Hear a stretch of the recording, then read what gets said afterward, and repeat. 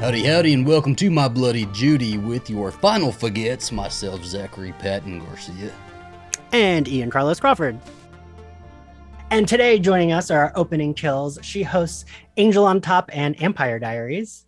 Hi, LaToya Ferguson. Hi, LaToya. Hello. And she is a senior TV editor at Collider.com. Carly Lane. Hi, Carly. Look how smooth that was. There we go. LaToya and Carly are fucking pros at this shit. I am not. the 5 year plus, man. It's been 5 years or 6 years you've been doing all this, Ian? 5. Because I like literally the month before the 20th anniversary of Buffy Entertainment Weekly thing came out. So I'd call that pro. But today we're going to be covering Yellowjackets. I think the last time we had, was it this... What was it? What recording was it that we did with LaToya? Was it the live stream or was it the recording? But I don't know. We all started talking about, we all started talking. I mean, she's been on everything Scream, so that doesn't narrow it down. But we all started talking about Yellowjackets, and then now, I've seen everybody has watched it now.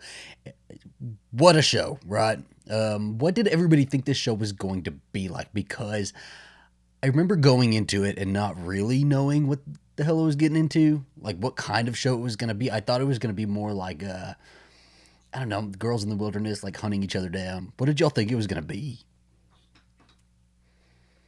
LaToya, go first.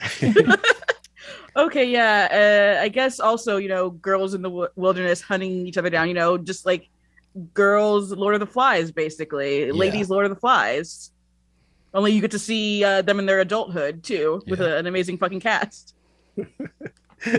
Yeah, Carly, what do you think? Yeah, I mean, I remember when the trailer first came out, I think I said as much at one point when I wrote about it, but like the thing that had me about the show wasn't even the concept at first, it was who was attached. Yeah. So like I heard there was a thriller show on Showtime and it was going to have Christina Ricci, Juliette Lewis, Melanie Linsky, like incredible actresses, right? That I think most of us, if not all of us probably like grew up watching.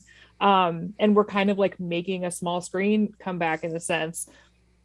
And then I got a little spoiled because I got to see screeners because I was reviewing the show. So like I binged the first 6 episodes like really quickly and then had to sit in agony waiting for everyone else to like catch up to where I was, because I was like, I need to talk about the show and there's no one to talk about it with.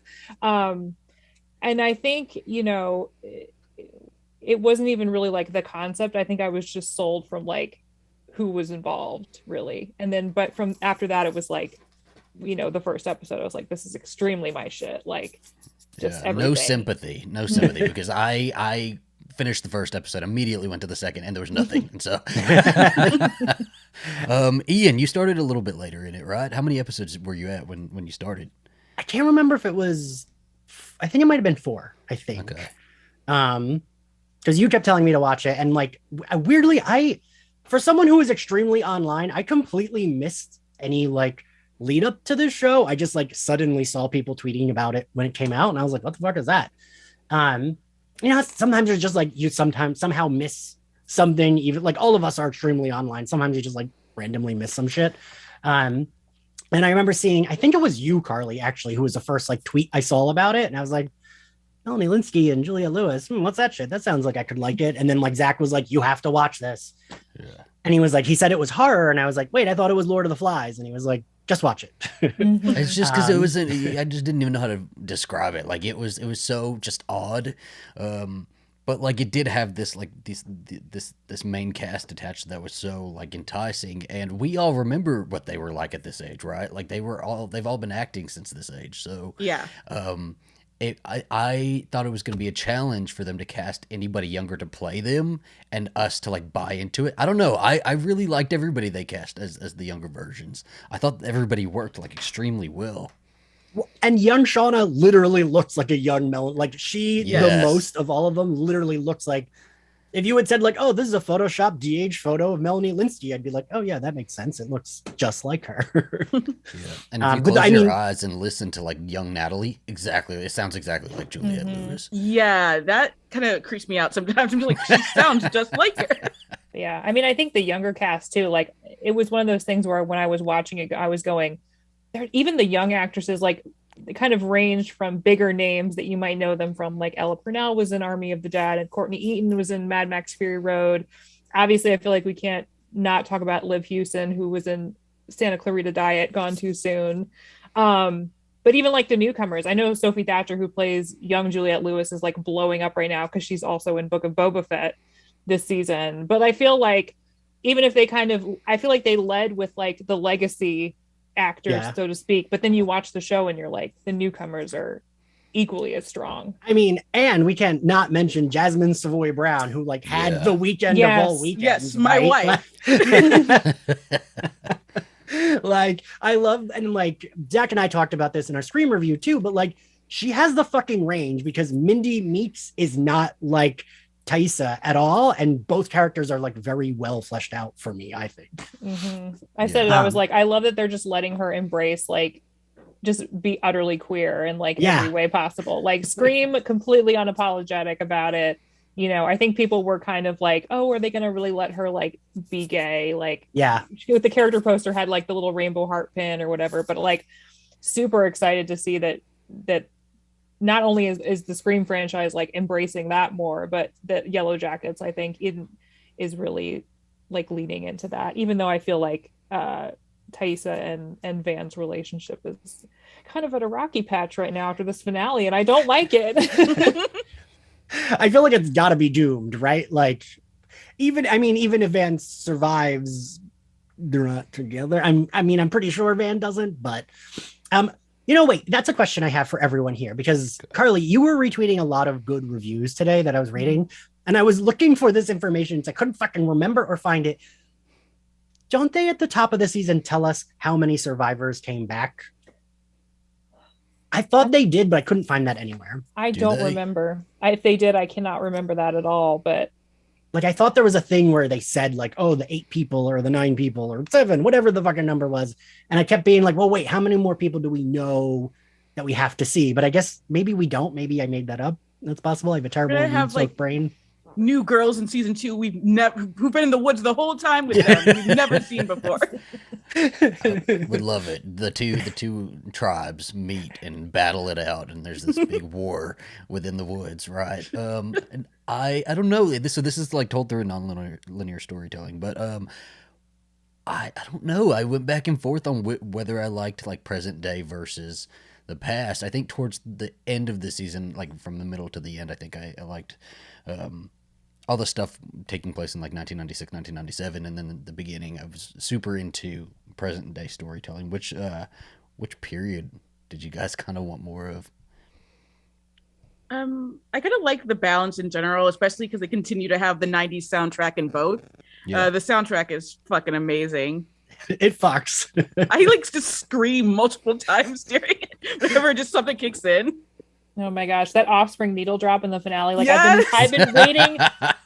When that kicked in, I turned to my husband because we were watching it together, and I was like, I cannot wait for people to see this in like a week or something. But I actually wrote a piece about how the finale twist made me like the present timeline just as much now as what we're getting in 96, because I feel like I agree. I think the past for me has always been more compelling just in terms of the overall mystery. I think the present with the whole like blackmail and, you know, I mean, as much as I love Jeff and like his whole disbelief over finding out there was no book club and the Adam element, I think is still kind of like hit or miss for me. I feel like finding out that Lottie is still alive and has like taken stuff from the woods to found this cult or whatever in present day. Although when I talked to the showrunners, they were like, it's a wellness group. It's a very well-intentioned wellness group. It automatically, I was like, okay, I cannot wait to see what's going on in present day now. Like, this is 20 times more interesting than I think it was when we started. And I was way more compelled by like the woods, because this now feels like the woods are being brought to them again, like whether they want it to be or not.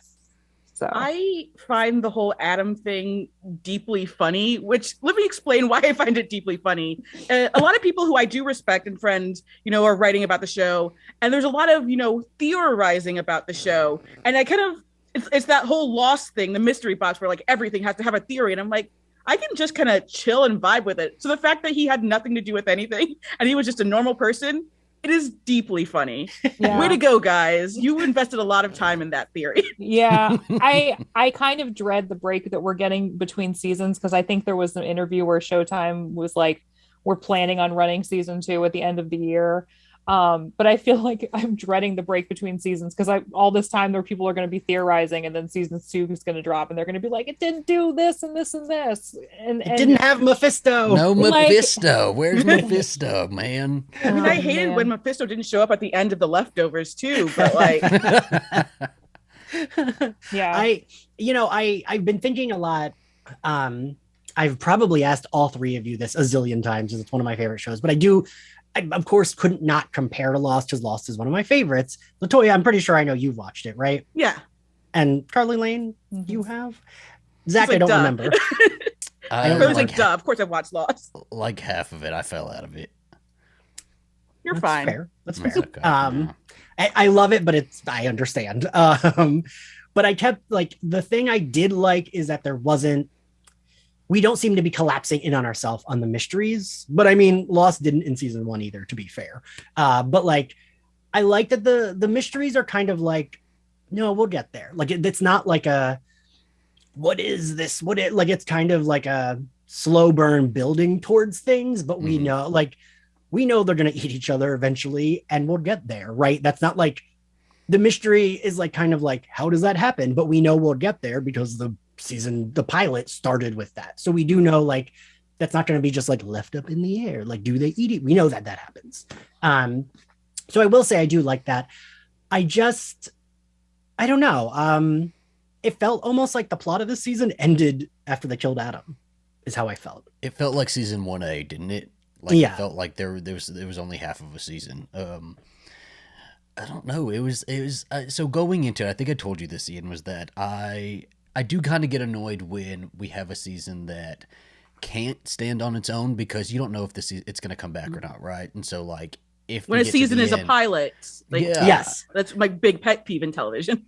if we get to the end of it and it doesn't come back and we have all of these mysteries hanging in the air, it like, you can't, I don't know, that would suck, right? But I actually really liked that it took its time and it started setting up all this stuff, and that we got zero answers. We got like no answers for anything. We just got a bunch of like setup for everything.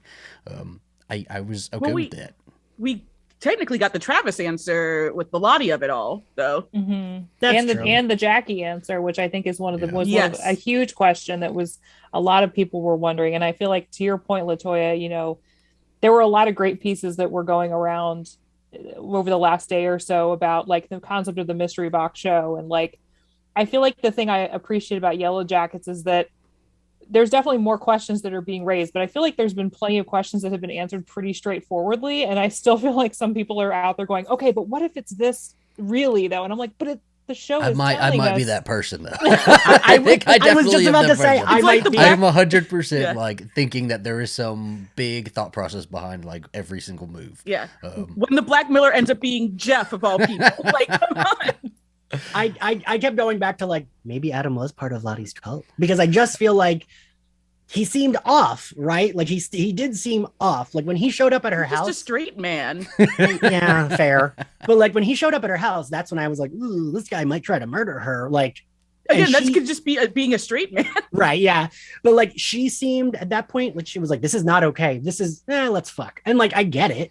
But also I was like, but that seemed like, I don't know, like he seemed like a little. I think, yeah, there is a chance like he was lying about, not knowing who she was, and he had like a kink about who she was, because Right. then that's just, people are weird. Right.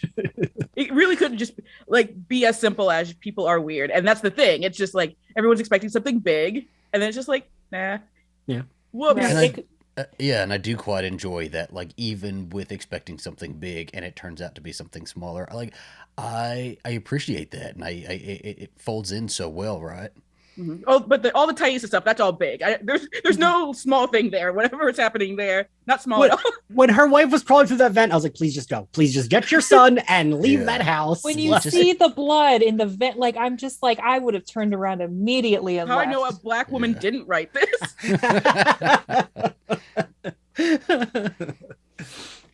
Yeah, so we'll talk about the characters. let's go into, do we want to talk about Natalie first? She was the one that I felt like that's the girl I would have been friends with in high school. Like she would have been the one I had a friend crush on that I thought was super cool. I thought, like, while, I mean, you mentioned it, young Natalie sounds like present day Natalie, but like, I fucking love Juliette Lewis. Of course I do. Like, I thought like her character, even though she's like, quote unquote, the fuck up, she was actually probably the most like level-headed or something. Like, it felt like she was the most like aware of what's going on, and everyone else was almost like living in like their fantasy. Like Taissa's like running for, is it senator? I think she was running for senator. Yeah, running for senator. Misty's clearly unhinged, and Shauna's like, no, everything's fine, and cutting up rabbits in her garden. And like, you know, Natalie is like, yeah, I like do drugs. Like, that's like the least biggest issue of this group.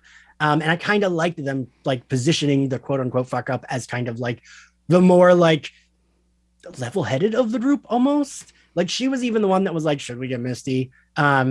And like, you know, ended up pairing up with Misty, which did make, I kept being like, why aren't they calling Misty? She is a sociopath, but a sociopath that wants to help and can help. Like, useful sociopath. Yeah. You just gotta keep an eye on her.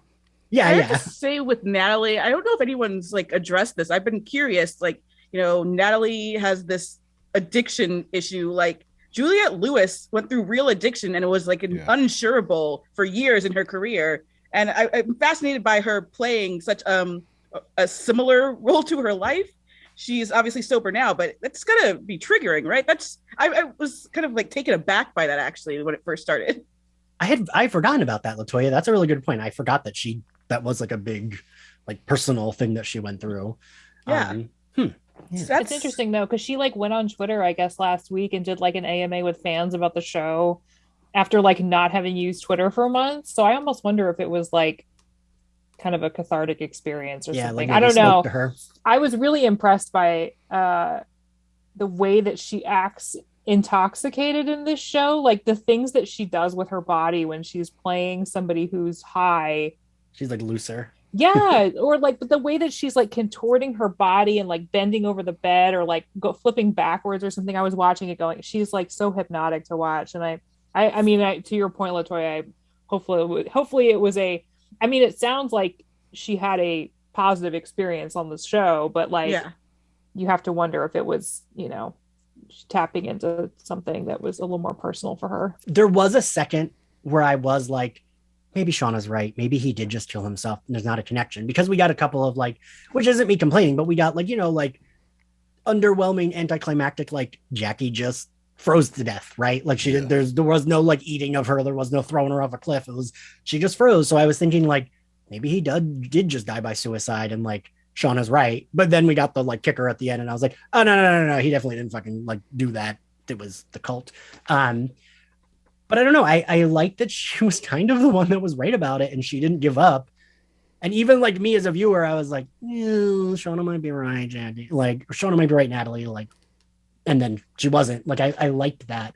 Again, making like she's more perceptive. The rest of them are just like immersive. It's almost like the rest of them are like unhinged in every aspect, but like they're not, you know, they don't have like an addiction problem, right? And that's, I liked the idea of like showing the one who has an addiction problem being the one who's like the smartest of like being perceptive. And, you know, I relate everything back to Buffy, of course, but it's like how like Anya and Spike are always more perceptive about the like human interactions going on in the Scoobies than like Xander and Willow are, right?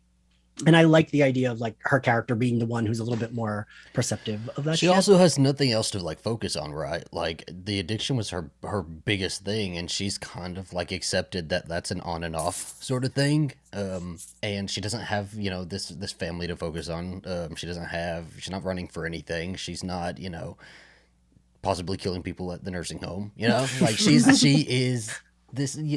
able to be clear-headed about everything because like that's the only thing she has to focus on. And with addicts, a lot of times like you know, addiction turns into like, you know, hyperfixation on certain things. And so like if there's this mystery, like that's something for her to fixate on and like really focus on. And I agree with you. I like seeing that. Plus, I think to an extent, like the rest of the group has moved on from the crash and what happened or they're trying to, right? Like Shauna literally has her diaries like locked away in a safe, and like Taissa is trying to run for office like in the most public way possible. And Misty is, who knows what she's doing on the down low. But like it definitely seems like at the start of the season, they haven't really kept in touch with each other for several years. Everybody's kind of, I think at one point they kind of imply that like no one's talked to Misty in like several years until this all starts to happen. They get the postcards or whatever. So it does feel like they've all kind of drifted apart from one another. But I do agree. I think that, Natalie not having a job, not having a family, like a support system, not having something to kind of like channel that energy into means that she only has one thing to fixate on. And that's, once she finds out what happened to Travis, who kind of feels like a lost love situation, that's all she can think about. And just to also piggyback on what you're saying, Zach, about, just the fixation, even when it's not specifically the addiction, it's like the past season of Hightown. It's about this cop who's also an addict. And like, she's basically putting like her sobriety on this. It's like, I can be sober if I can just solve this case. And so anytime there's a hitch in the case, that's like what has her go off the wagon, basically, because it's like, if I have this job, I'll be sober. But if things go bad, obviously, like she uses like the fixation on work to be her excuse for like when she's being good, but when something like goes slightly off the rails in the case, she just slips back into terrible bad habits, which is a lot of what Natalie is doing, unless she's doing zooms her coat, without really like thinking about it. That is what Natalie is doing, like there are a lot of touches of that here with Natalie. And everyone watch Hightown also. I've never even heard of that show, LaToya, but I'm so used to you referencing shows. And I'm Hightown stars Micah Raymond as a lesbian fish cop who decides to, a lot of the first season is people being like, well, I hate cops, but like you're a fish cop, so it doesn't count, basically. What is a fish cop? It's like sea and wildlife. Is she a fish and wildlife? Yeah, fish and wildlife department. So she's investigating like crimes against so ACAB, but not like for that. fish. Yeah, smuggling and like animals and like illegal fishing and stuff. There are numerous seasons who are like, well, fucking cops, but I guess you don't even count really. But she gets like fixated on like the death, like it starts with her getting fixated on like a gruesome death of someone, and she like starts to try to be like a real cop, and but she's a fish cop. Fish cop, I learned a new word. But another thing I wanted to point out about Natalie is Natalie accepts Misty's craziness, like very like, all right, like right, she goes there with a fucking gun and she's like, Misty, you crazy bitch, and then she talks to her and she's like, all right. She finds out Misty pulled out her like brake line and is just like, she finds out everything Misty did. And it's like, aside from holding somebody hostage in the basement, but even still, I feel like we have to let her go, Misty. Should they let her go? And she wouldn't like go to the cops or nothing. She's the character that's not questioning anybody and what they're doing with their lives. She's not giving anybody shit for anything. She's just like, all right. These are my teammates. Next season, Misty's gonna like offhandedly mention that, that time I was like holding a woman hostage in my basement, and Natalie would be like, okay, I guess. And I was like, oh, I didn't know that. Okay. God, I fucking love Misty. I love Misty, and I love them together. I loved their road trip. Their road trip was one of my favorite parts of the whole season. I wanted a little bit more of that, seeing them stop at a couple more stops, get some chips and some sodas. Let's go into Misty, because Misty is the girl I would have sat with at lunch in middle school and high school. Like hands down, she would have been asking me to prom, and like I probably would have said yes. Like would she have tried to drug you with shrooms too? Yes, probably. Yes. Probably. Whatever was readily available at the Whatever time, was around. Bath salts. Whatever she's getting her hands on. But Christina Ricci is like fucking phenomenal. And I do think, I forget her name, the actress who plays younger Misty is also like fucking great. And when like the coach reveal happened, I said to my friend Liza, I was like, but why doesn't he just tell Misty he's gay? Wouldn't that make it better? And she was like, that would not, she would just drug him even more. Like that's not going to make her like be okay with him not loving her. He's clearly gay because something she did, so she just has to fix it. By She's murdering already him. decided. She's made a decision already, right? Like when she makes decisions throughout this season, like she sticks with them, and I appreciate that. Also, if we all love gay coach, you should listen to my Vampire Diaries coverage of the originals because he plays everyone's favorite gay vampire, Josh. Man, the Really? crush I have on this Yes. man throughout this show. I've never like, seen him Misty, I before get either, it. or I don't remember him. Okay, Yeah, but yeah. my theory for season 2 is he's going to be the first one eaten. I think so. He's I not. mean, he's not making It's it out I of don't there. think Misty's he's gonna long- lead it too. Misty's gonna be Like- pissed. I mean, he's already missing a leg. He has not really been like a helpful contributor to like the group survival. Not. There's no one for him to And- fuck. Winter Might is as well coming, and everyone's gonna Don't get do it. hungry, and I think he's gonna get it. He's gonna get. Do you think they're gonna so. eat Jackie's Get body got. first? I mean, at least it's already frozen. Like it'll keep it for Yeah. a little while. It's like very much like alive, you know. I think they're gonna see Jackie's frozen body, and it's wintertime now. Because at first I was sitting there They like, get their forks and knives out. yeah, I was like, this is a pretty this is as far as going down in a plane and like nobody knowing where you are. You're in a pretty good environment for this, right? Like you have things to hunt, you have some water somewhere. I was like, where do they decide to start eating people? You know, I could understand being stuck in like, you know, the snowy mountains with literally nothing else around. Huh. All right, I Zach, how guess long- like it's better than that, but How long would it take you to start eating people, Zach? No, I will not eat you, LaToya. I will not eat Ian. eat I will not me. eat Carly. Nobody gets eaten on my watch. I'm wearing shorts and he's like, that thigh, that might be Nah, tasty. nah, it might Let's be see. a The little four of us hungry get at the straight into the time, woods right? for 19 months. What's gonna happen, guys? LaToya, you and I are going first. We know that. We don't have to eat each other. Nobody has to do this. We have the woods. Zach, someone has to eat someone. Their mistake was hunting too close to like where they were camped out. You're supposed to hunt in a pattern so that you, because when you're hunting around yourself and just in the same pattern, the animals just start to like fan out. You know this because you're planning to eat us. Yeah, exactly. So when it happens, he'll know to eat me and you, LaToya. Exactly. If we make it past 19 months, then I might start getting a little people hungry. But we're good until 19 months, okay? Carly's staying quiet, so she's like, they won't know I'm around, so they won't. She's like, this eat is me." a weird show. I don't know why I'm here. What a weird episode of Slayer Fest. I love every so back on Misty. I love every decision Misty makes. I love that she. You know what made me so proud is that when they had the moment where she was kind of off, like, you know, getting things ready, and somebody walked by and they were like, you know, we're really lucky to have Misty here. I was like, ooh, good for her. Like, you know, it made her feel good. But then she goes and. Moments later, she smashes the thing that could have The got black box, yeah. But I was like, I get it, Misty. Though I understand. And you're saying you wouldn't eat us. Like, come on. I know. I would never eat you guys, but I might smash the black box. Just so we can have a little quality time. You think she's getting quality time over at school? No. I don't know that it's quality time if we're like starving to death, have nowhere to poop, and like have to hunt our food. In Misty's mind, this is quality time, Ian. She's very happy with this agrees. situation. I don't think she's unhappy here. I've been trying to figure out like what her deal is though, because I'm like, does she have Munchausen's by proxy a little bit? Because she's like there are times when she's specifically trying to make Ben sicker so that or like hurt Yeah. so that she can take care of him. And I feel like I was like, there's a little bit of like something in there, and I wonder if that's also why she's like working at a nursing home. Like, is she the kind of person that Oh, like yeah. is making people sicker or keeping them sick so that Nurse she can death. Yeah. I don't know if she's an angel of death specifically yet. Like we haven't actually seen her kill an old person. She's just used like them to hide, you know, Adam's head in the in the cremation. Which was thing. smart. That shit was smart. But when it wouldn't I saw surprise me. when I saw it going in, I was like, did she bury that old lady somewhere else? And it's his entire body in there. But nope, the old lady was in there. It was just, let's add some little extra, sprinkle some extra flavor in there. Like,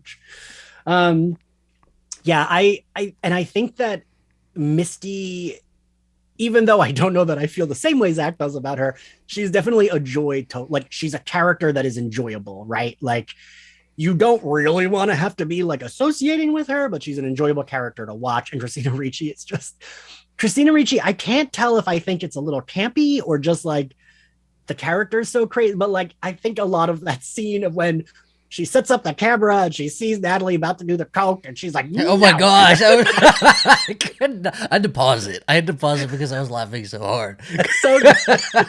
When she shoves her out of the way and it's like immediately Just like does it all like that's her. Yeah. That's her. That's plan. true friendship. Oh my gosh, I love her. I just love her. And she's keeping the show going. All of her decisions are keeping the show going. I love how she doesn't stop Natalie on any other thing she's doing that's bad for her. But that moment with the coke, it had to stop her. Sober coach. Well, I love that, like, even though Misty's a sociopath, she's still a fucking nerd, right? Like, Yeah.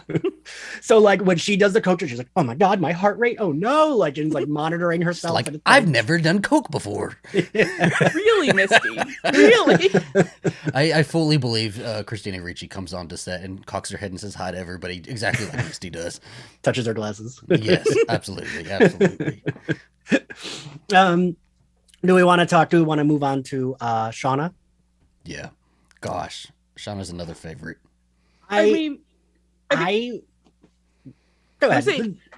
I was gonna say Shauna became an all-time favorite when she's like, "I hate my daughter." I'm like, "We all hate your daughter.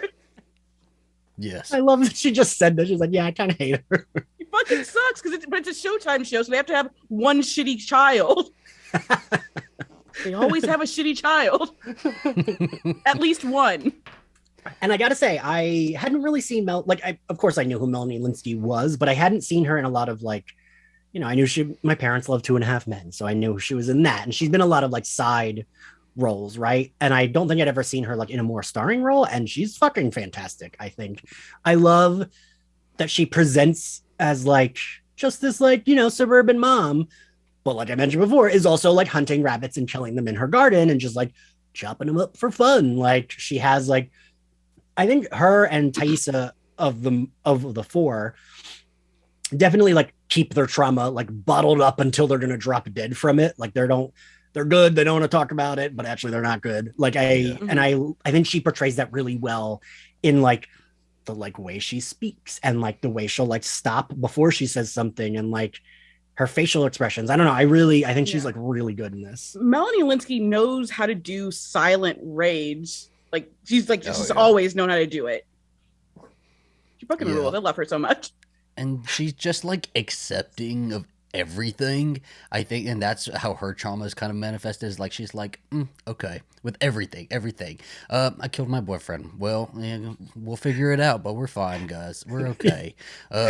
You found out I'm having an affair, well, if you tell your dad, there's all your college money, and you can do that if you want to. I'll be okay with it. And then at the end, she's like, hey, I burned the popcorn. My lover's on the TV, but, like, it's just, there's no sort of, like, silent rage, silent, panic, silent, anything. Everything is silent, right?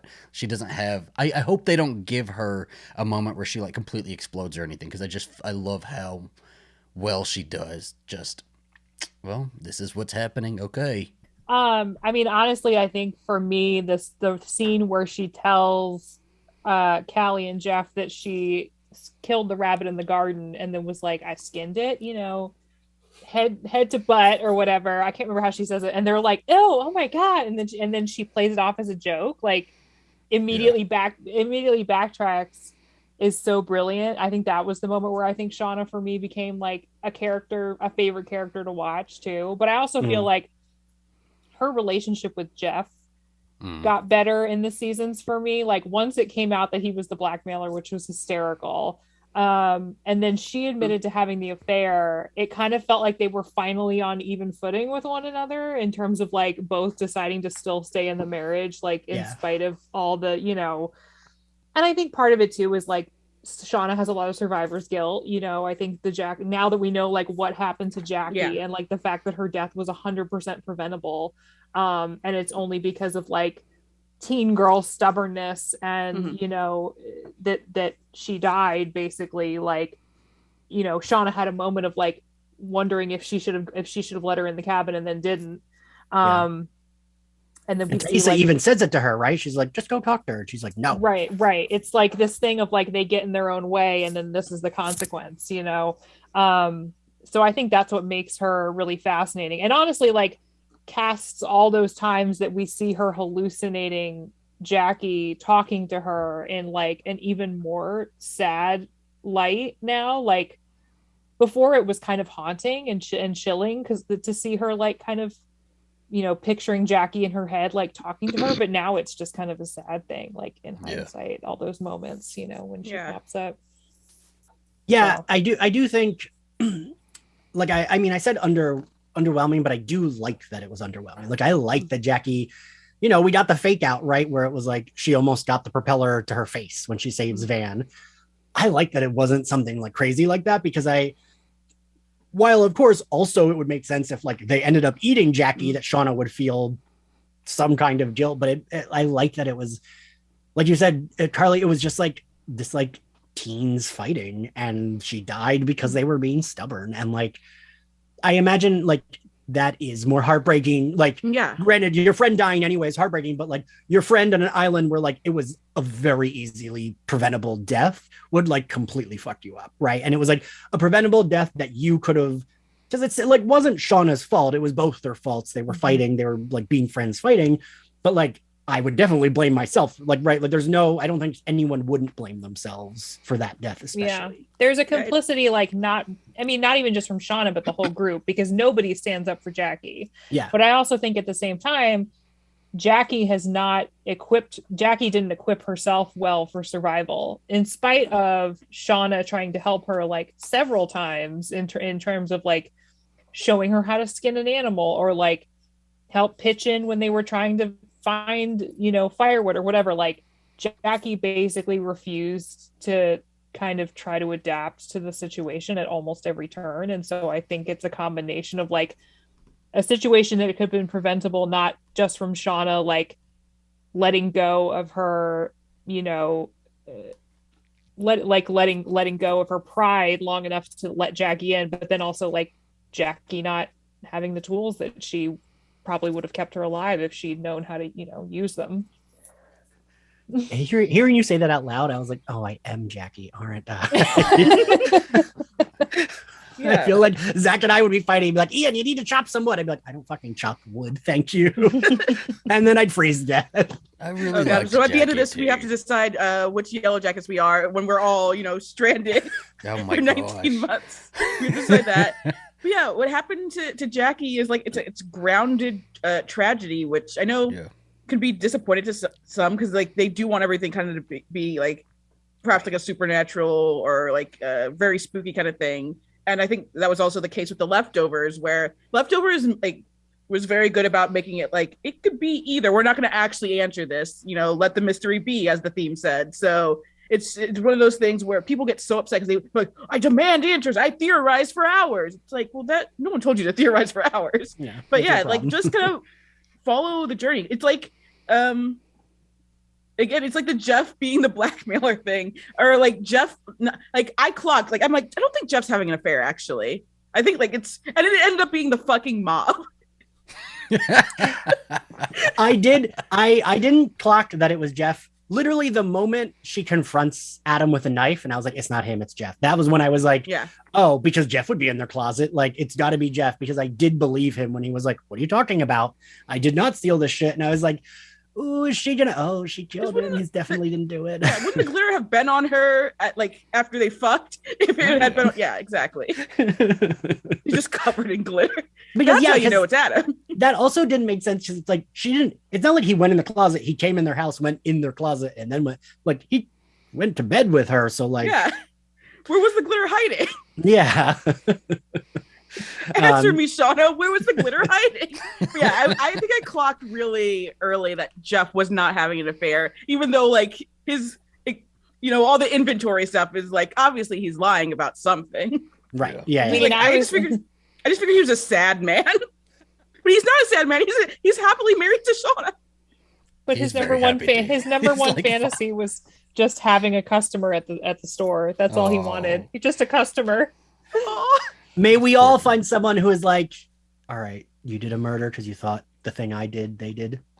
we're good. It's fine. And I that's still love you. exactly Let's how do they it. say it. It's as calm as that. Like really, like the affair, the murder, none of it is a big bust up. They're watching TV on the couch together and at the end of the That's show. when you learn Shauna's the alpha in their relationship, Yeah. which is insane.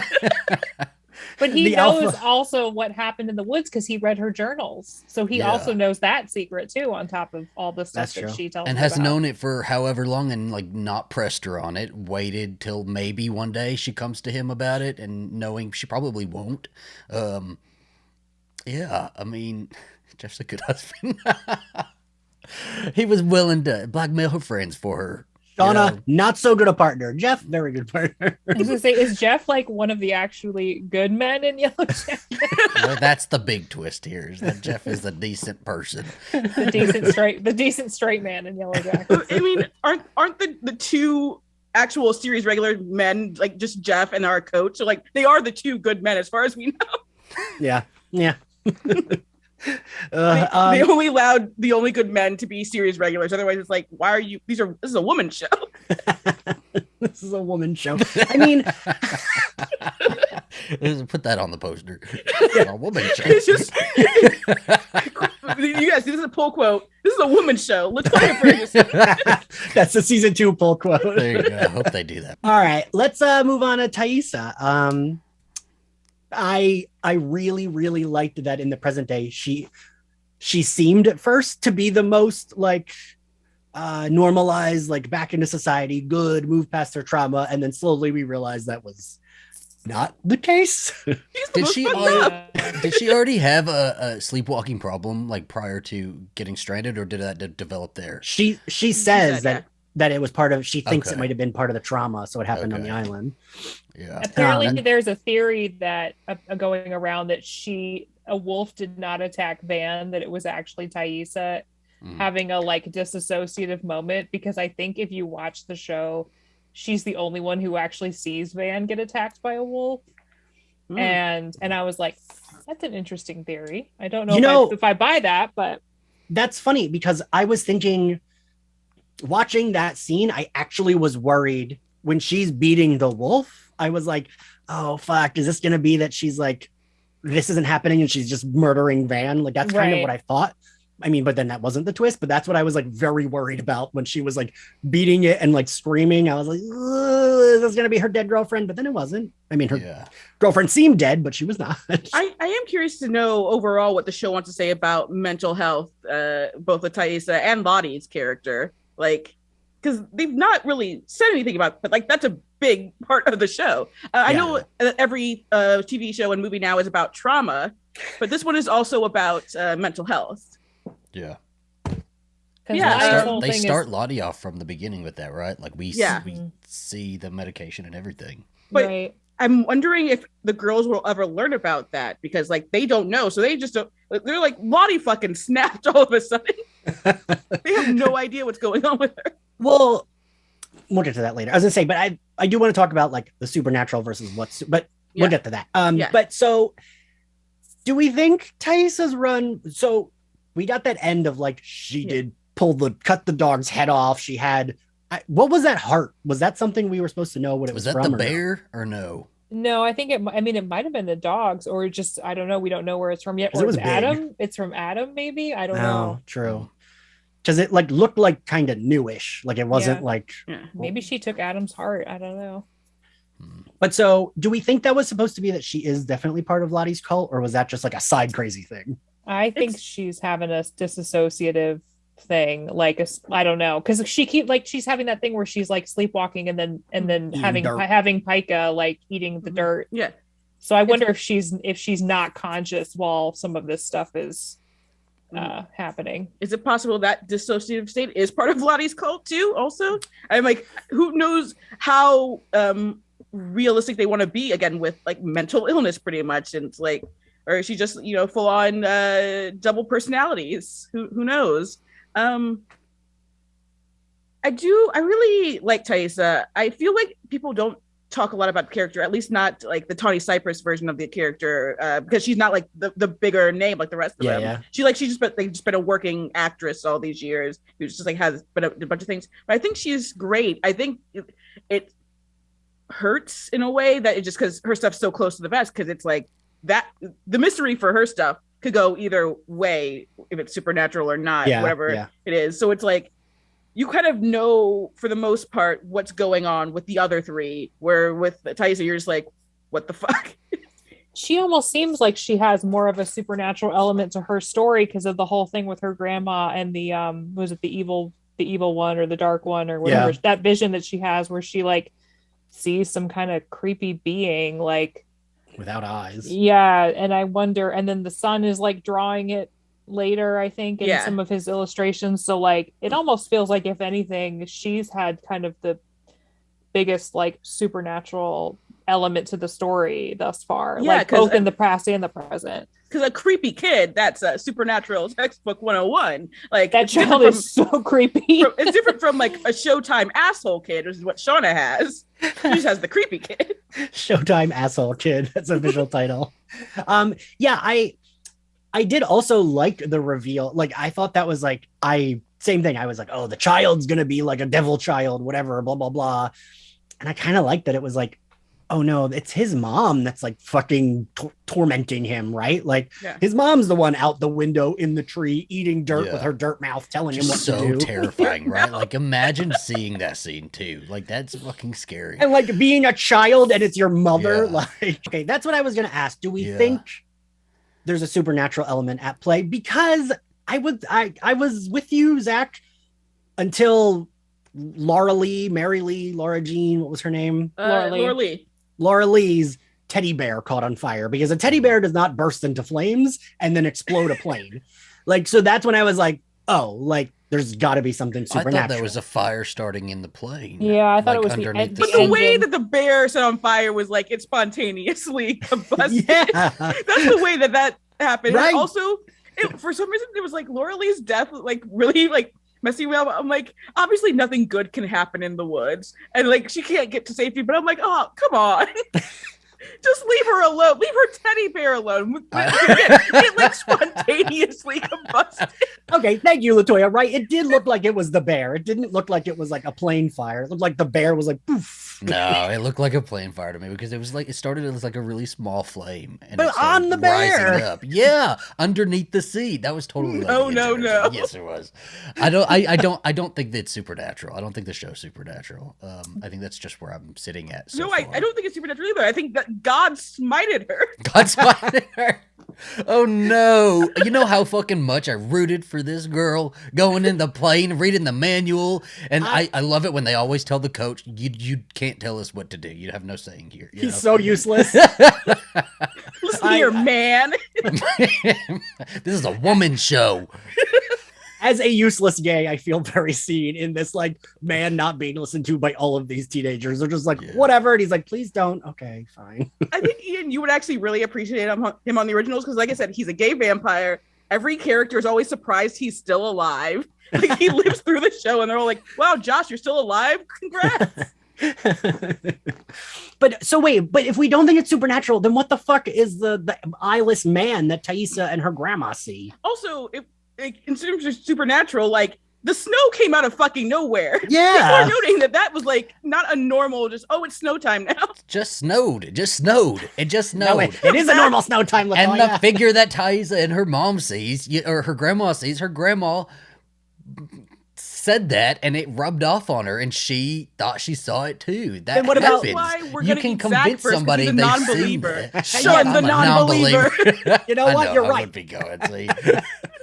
Because also, what is the man that Jackie saw when she fucking died? That man was like, I'm glad you're here. And I was like, what the fuck is this? Like, that's... They knew somebody was dead in the cabin. Maybe that made her way into her afterlife. I was going to say, I've seen speculation that was the guy who killed himself in the attic, the original cabin person. But there's a part of me that's also like, okay, but the symbol that was carved into the trees when they first showed up, where did that come from? Because I feel like we have not seen any hint of like an origin for that. And I'm like, and I mean, so far no one else has shown up in the woods, but I don't think that's going to stay the case. I mean, I think we all know who the big bad actually is. It's Randy. It's Randy Walsh. Oh, right. The guy that should have fucking I was like, oh, Randy. I love when she sees him in the finale and she's like, Randy. And he's like excited to see her. Fucking Randy. Randy and Allie, who like developed a Long Island accent in the Where years. she was laying it on thick. I'm like, this actress must be so Canadian that they needed to do something. She watched one episode of Mayor of Easttown and was like, all right, let me do this. I got this. Got it. I've been to the Wawa.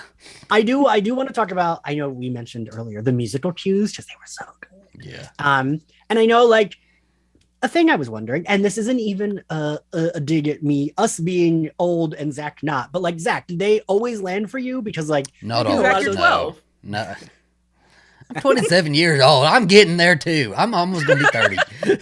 almost gonna be 30. Can you imagine? They didn't always hit for me, but the ones that did, you know, really hyped me up. The walking into the reunion, like, oh, I was like, that was so good. That was so good. Because I love, like, I mean, Fear Street had, one might say, a little bit too many, but I loved them. Like, I always, like, I don't know, I'm on board for like a 90s rock musical cue. Yeah. And the Offspring one really did it for me. I remember, Carly, when you first tweeted the trailer, I was like, fuck, I hope that's in the episode. And then it was. Because, you know, sometimes they'll add a song on the trailer that's like not actually there. Yeah. I was so glad it was. And I got to say, my other favorite musical moment was the Cranberries playing when they're running into the water. Like, that made me cry because, like, we got to see them experience joy and they just don't have a lot of joy. Oh, what made me tear up was when they started singing Kiss from a Rose. And then when it showed up again in the finale, I was like, ah!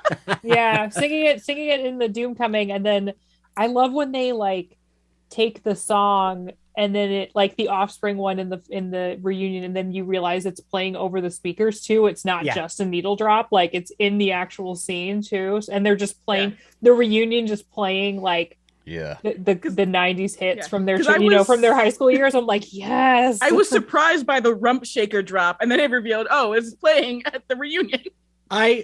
I thought you were about to say what I was about to say, LaToya. I was say, well, I was stoned when I watched that, and I was like, why does it sound weird now? You dummy. No. Other good music drops. When Smack My Bitch Up played out when they were chasing who we now know is Jack. That was really good. I forgot about that. Should I be watching Charlie's Angels right now? When that scene man. started, me and Alistair looked at each other and were like, this is Charlie's Angels. And then immediately that started right there. And it was so good. Definitely the Offspring one. Definitely Kiss from a Rose. That Collective Soul song that they play while everybody's getting ready for Doom Coming. The World I Know, which when I lived in Burbank, my downstairs neighbor would play on repeat all the time. All the time. It's like, I like the song too, but like not this much. What a weird song to be the song you play like all the time. All the time. Just on repeat. I always said my neighbors in New York are probably tired of hearing Lady Gaga Telephone, the First Wives Club. Oh my gosh, Ian. I love it. I would have been tired of hearing Lady Gaga's Telephone after the 14th repeat too. Also, I'm sorry, I have the playlist open just to make sure. I'm sorry, it was not Smack My Bitch Up. It was Fire Started by the Prodigy. I don't want people to come for me. Yes. Again, also Charlie's Angels. They played like 3 Prodigy songs in Charlie's Angels. I was gonna say, but also those 2 Prodigy songs sound very close to each other. Yeah, it could have been Breathe. I don't know. You could have told me it is Breathe, and I'd be like, oh yeah, you're right, it is. They're all the same song. They're all. I love them all. They're all the same song. Yeah, but I'm like, I always wonder about that, like because I feel like now that we are getting older, like that like stuff that we're nostalgic for is becoming more like, you know, like shows are doing like this, where like, oh, there's like actresses of an age or whatever, and like the younger versions of them would listen to music that we listened to when we were younger, you know, like, so I wonder about that, like how that lands with someone like Zach or someone younger that like that wasn't the music they heard all the time when they were growing up.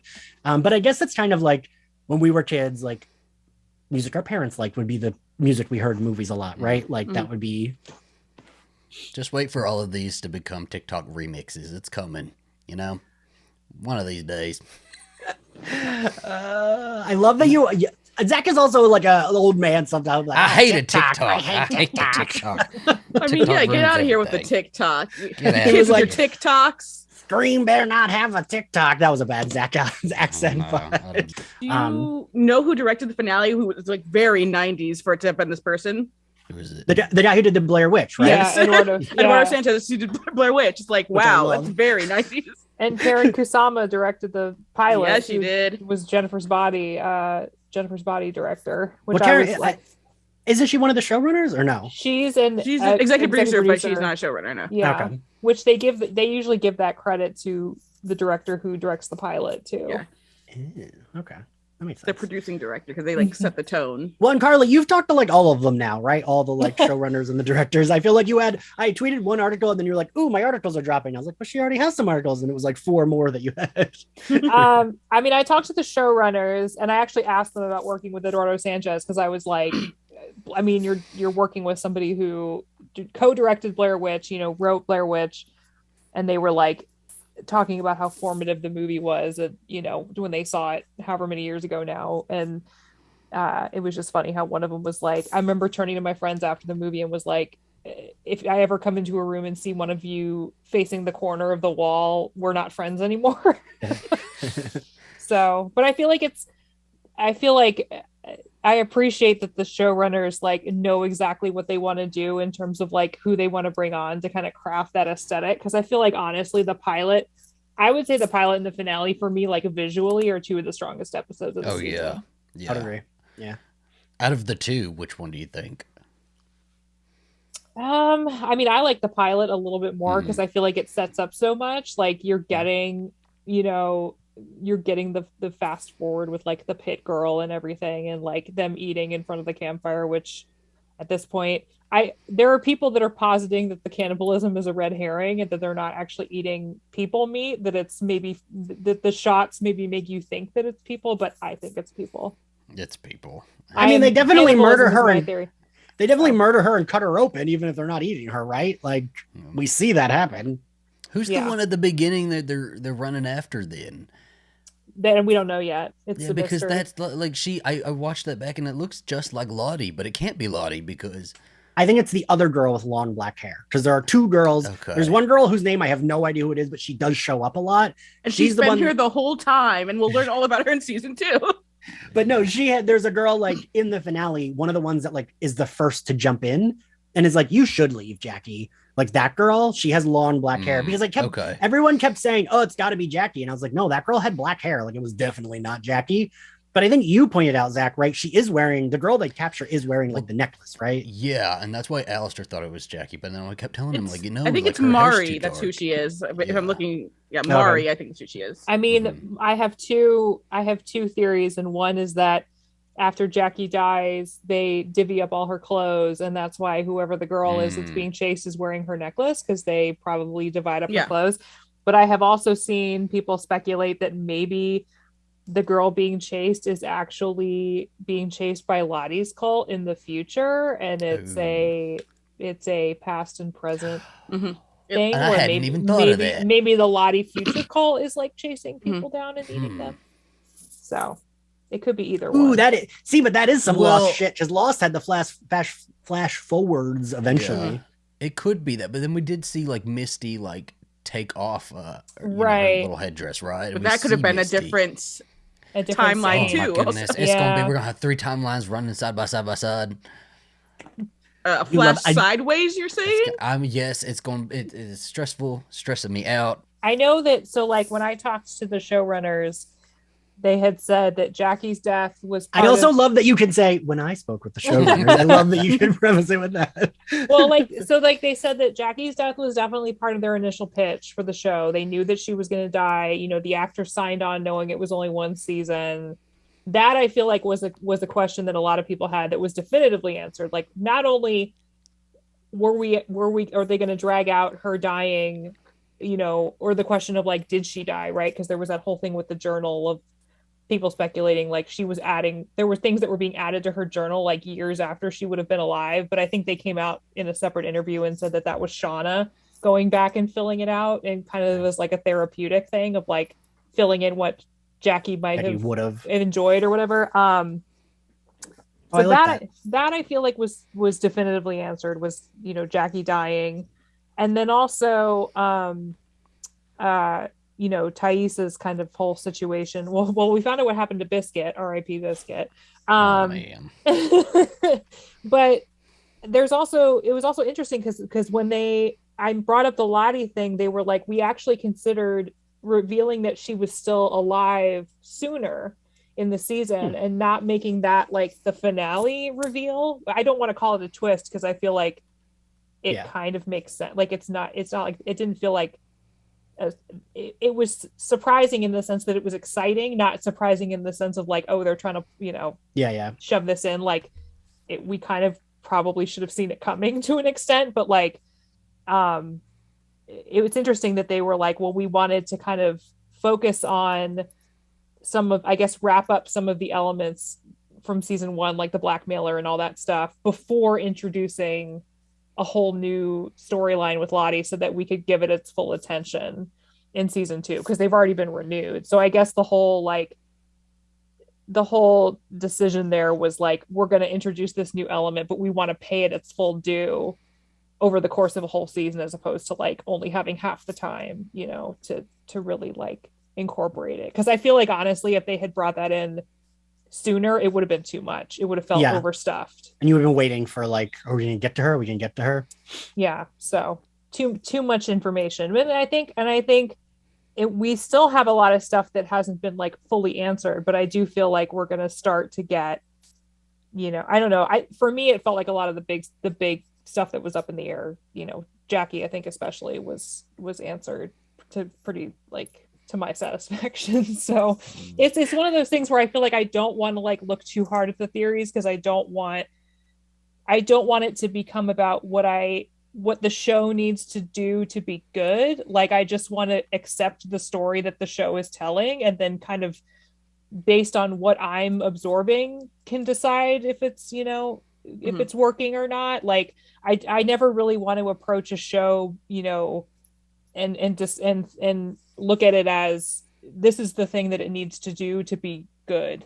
Like, and obviously everybody's opinion is different. Everybody's gonna, the way that we engage with the show is different, but that's just, I feel like you kind of need to look at, for me at least, like, what is it offering, and is it successful at the thing that it's offering, and not the thing that I want it to be offering, if that makes sense.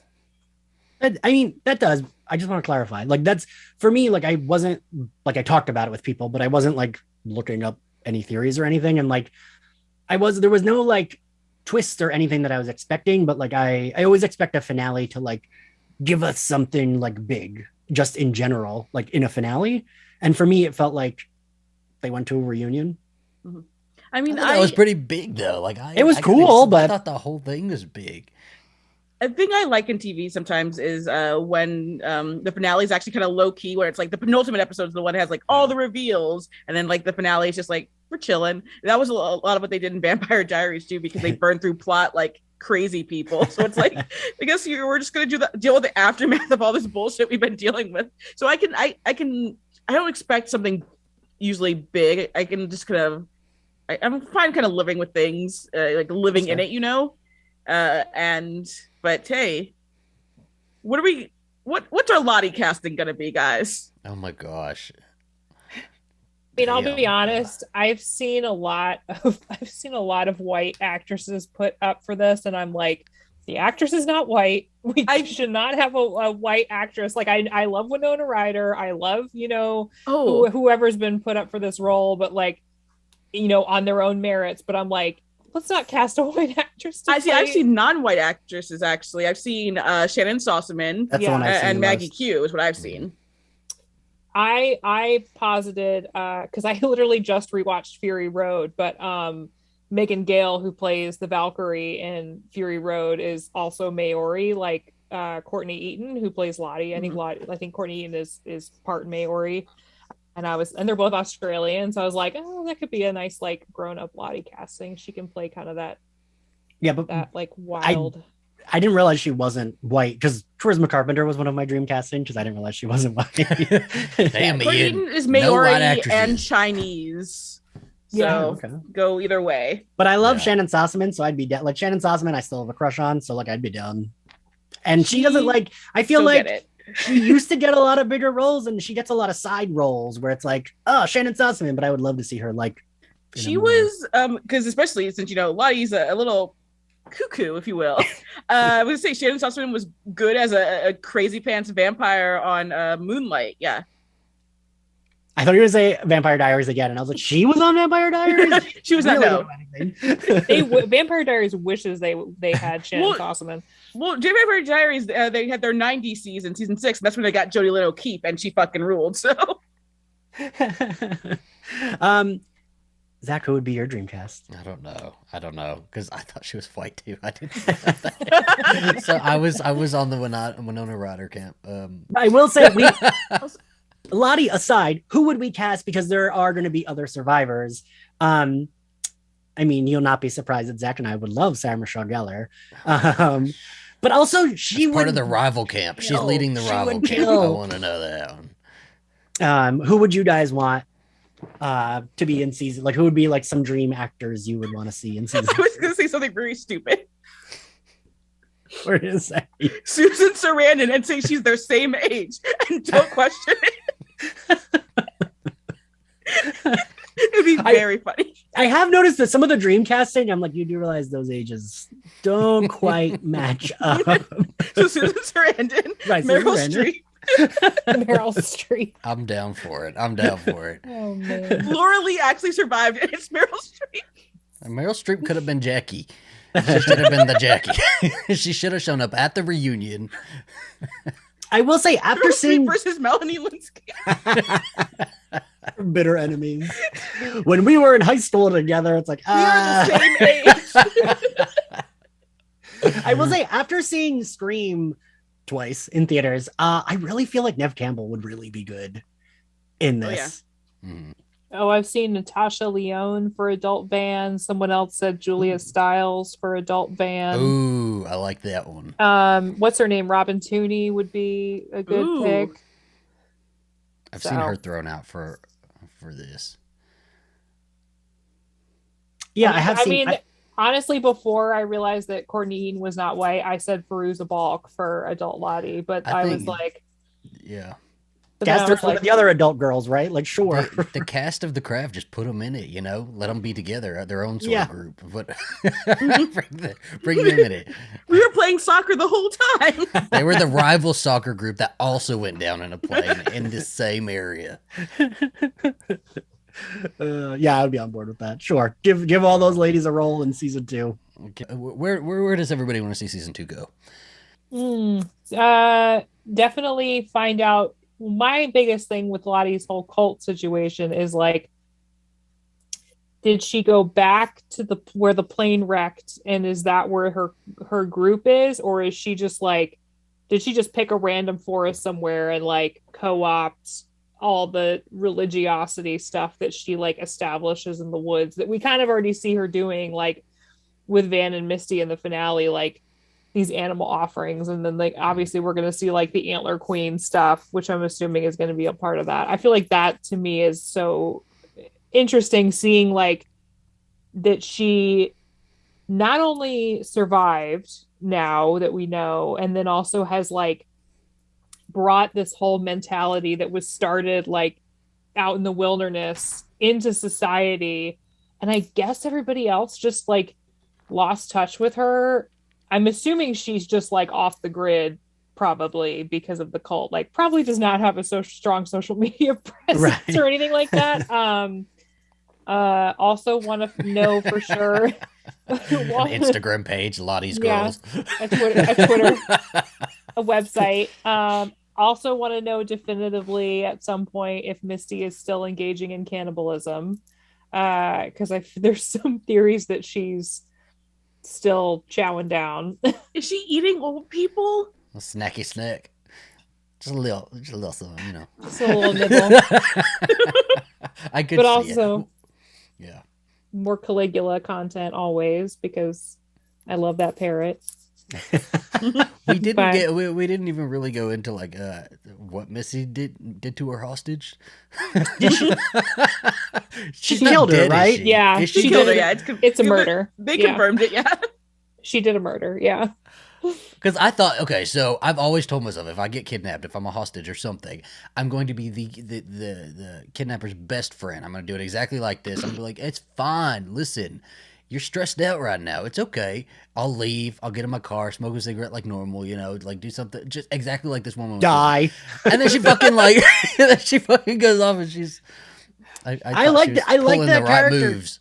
Because I thought so too. I was like, oh, she's smart. She's like doing all this right, and then no, she fucking dies. I feel like it speaks a lot to like everything that happened in the finale, though, that we almost forgot to talk about Misty doing a murder. Like that also speaks a lot to Misty's character, is that we would forget that Misty did a also murder true. because it's just very casual for her. Yeah, it's just in character. Yeah, it makes sense. I did like that character too. Mm-hmm. Yeah, I did too. I was into it. Sorry, I interrupted you, Carly. No, I would just also say, I think, but also like seeing how cleanly she did it, like to the point where she's so good at this that there's no possible way that probably that this can get tracked back to her. I'm like, oh, that's where I feel like Misty's almost like, it's definitely terrifying to see like Taissa's whole thing happen, and but I feel like Misty is just the one we got to keep watching out for, because she's so dangerous, but she's so like sneaky. Yeah. Well, that's why I'm always like, why are they being? They're being so mean to Misty, but she could literally like have them all murdered and then eat them all. But I don't think she would. I don't think she would ever mess with any. Those are her best friends in her mind, and I think they're all completely safe from Misty. Mm-hmm. But you know what I mean? I just feel like don't push her too much. Don't poke that bear too much. Just ignore when she fucks up your car. Let her Natalie. go. Let her pass. LaToya, what do you want to see coming from season 2? Susan Sarandon, of course, as Van. Again, she's the same age as them. Never address it. She needs to say the line too. This is a woman's show. This is a woman's show. That is Susan Sarandon's line. Van has become a survivalist, as played by Susan Sarandon. And when someone's on her property, like some man, she's like, "This is a woman's show," and she shoots him. Yeah. Yep. And that's the show now. LaToya, I love that we both had the same image there. That's the promo for season 2 entirely. Zach, what would you? Oh yeah, keep going. Yeah. Let's see. Realistically, what I want from the show. Well, so far it's given me what I want in general. Just don't lost it up. Basically, know what you're doing. Yeah. Have a plan. That's all I ask of it. Like, I'm a huge Lost fan, but yeah, I agree. Yeah. Just have a plan. Yeah. Okay, well, thank you guys for being here. We thank everybody for watching. Where can everybody? Or you know what? We're moving this. I think this is the last episode. We're going to be on Slayerfest podcasting platforms and on youtube.com/AZB bonus features. There will be a new channel for My Bloody Judy up and running, and its own podcasting platform. Yeah, we're committing. I think we're getting married now, right? We're engaged, and now we're getting married. Should we sing "Kiss from a Rose"? Do it. LaToya's gonna outro us with "Kiss from a Rose." God no. You and Alistair better not sign a prenup, so when I divorce y'all in 3 months, I can take everything. Oh, gosh, no way. But yeah, so we'll keep you all updated on that. Make sure you follow us on Twitter. Where can everybody find you, LaToya? You can find me on Twitter at LaFergs, and from there you'll know what I'm up to. You know what's hot in the streets. I'm single. I'm sad. You know, the usual. The gist of me and LaToya's tweets. I get very drunk and I'm like, I'm sad and single. Then I delete the tweets the next day. I get high and sad, and then I tweet. So yeah, same thing. Carly, where can everyone find you? I was gonna say, I feel like Zach and I are like at the opposite end of the spectrum, because I'm like, I'm married, like I'm doing all right. Yeah, fuck you both. I'm happy. We're gonna eat you two first. Amazing. You know what though? As we've been going through this, okay, are we gonna pick our characters? Because after Carly, where can everybody find you? And then we're gonna pick characters. Oh yeah. I'm on Twitter at my name, Carly Lane, and as of right now, you can find my writing at collider.com, where I'm mostly doing TV stuff now. So that's a lot of fun. There you go. Perfect. Okay. LaToya, who's Ian? Who's Ian? Who's Ian? We're picking each other's. We're gonna all deliberate a little bit. Oof. Oh boy. He wants to be Natalie. I know this. I know Well, he does. But is he? I don't know, because that Sarah Michelle Gellar picture back there says Misty. The little He wasn't Natalie, obsession. but he's The Misty. little. How many times did you mention Sarah Michelle Gellar in this? Obsession, obsessive, little bit. Listen, faggot, you are also obsessed. LaToya, who am I? Quick.